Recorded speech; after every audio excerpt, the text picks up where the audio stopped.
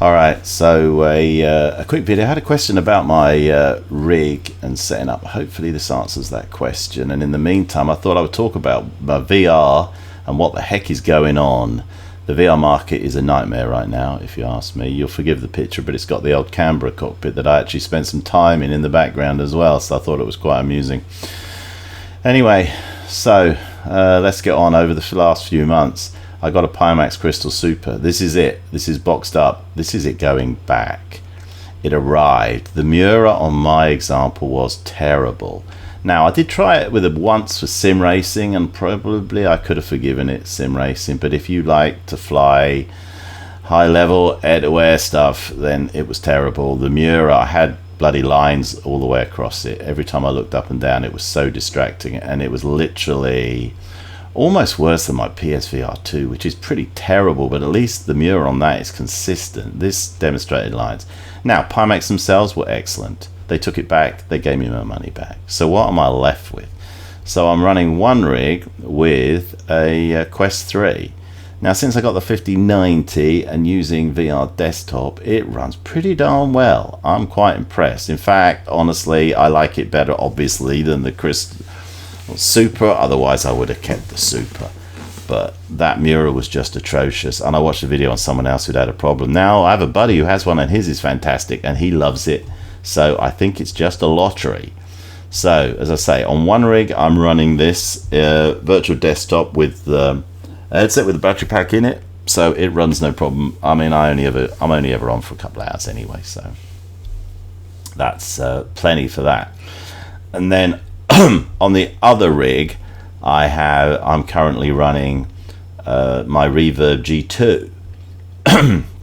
Now that's still on Windows 10. I haven't tried Emboucher's thing yet, and the Reverb G2 just runs fine. All right, I still like it. You know, honestly, I don't think the picture's as good as the Quest 3. The sweet spot's much smaller, so I should probably swap these around, because it's running on my other rig, and then I'd have to try the Emboucher one, because this computer that I'm working on right now is Windows 11.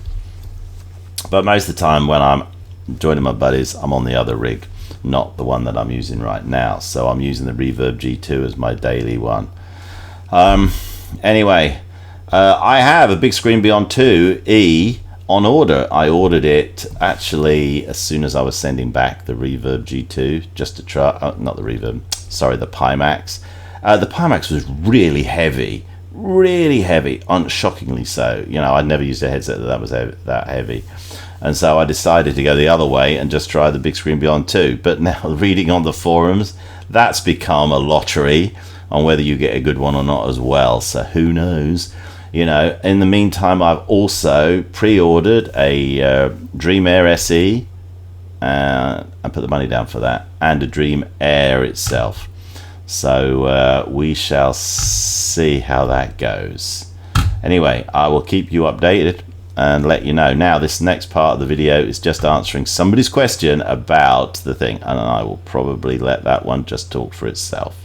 So this is probably all you need to watch if you were interested in the VR state. Down here, got my fingers pointing there. All right, it goes into a lock nut on the bottom rail of this. Now, this worked out quite well at first, but then I was an idiot and I went and bought the takeoff panel, and the takeoff panel really screwed it up because it unbalances the whole thing, and now it sits to one side. So I wouldn't advise doing the takeoff panel, but if you want just the MIPS, then it was acceptable. All right, and it does have the F16 one there, which flicks over quite well if you want it to go that way. Now, in order to get the thing to sit, you won't be able to lock it in at the bottom here. All right, so in order to do that, you'll need some wedges on either side to make it sturdy.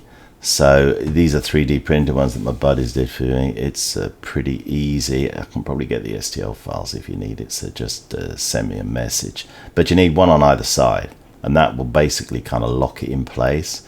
and stop it from wobbling from side to side.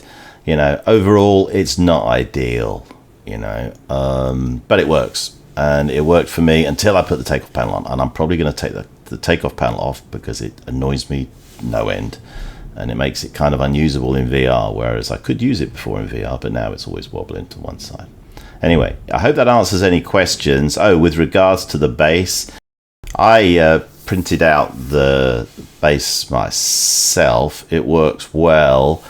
And obviously you are going to have the problem in that you won't be able to lock in the yoke mount with it. So it's all a bit Heath Robinson, but it does work.